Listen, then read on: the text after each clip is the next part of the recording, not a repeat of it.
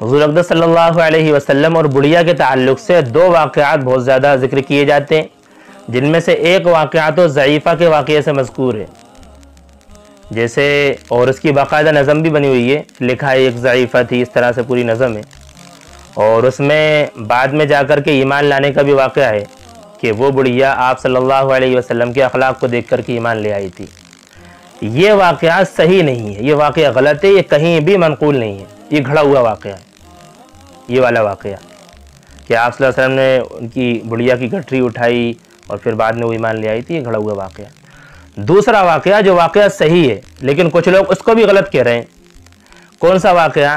कि हुज़ूर अक़दस सल्लल्लाहु अलैहि वसल्लम के रास्ते में एक बूढ़ी औरत कचरा डाल दिया करती थी, या इसी तरीके से कांटे डाल दिया करती थी, और बहुत ही हदीस में रिवायात में है कि गलीज़ गंदी गंदी चीज़ें, खून और जानवरों की ओझड़ियाँ तक डाल दिया करती थी, और आप सल्लल्लाहु अलैहि वसल्लम उसको हटा करके एक तरफा करके गुजर जाया करते थे। ये वाक़या मनक़ूल है, बल्कि इस वाक़े के पेश नज़र तो तब्बत यदा अबी लहब वतब नाजिल हुई है।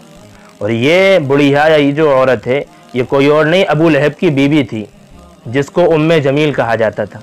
ये उसका वाक़या है और ये कई किताबों में मनक़ूल है।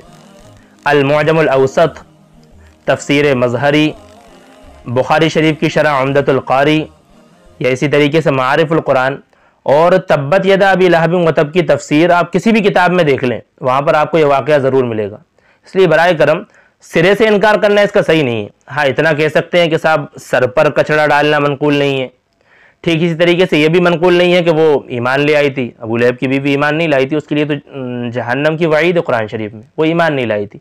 तो ईमान लाने वाली बात क्या ना गलत है। ऐसे ही सर पर नहीं डालती थी, रास्ते पर डालती थी, कांटे वगैरह डालती थी। इसको बिल्कुल सिरे से गप कहना और मौजू कहना बिल्कुल सही नहीं है। बयान का अंदाज और तरीका सही हो।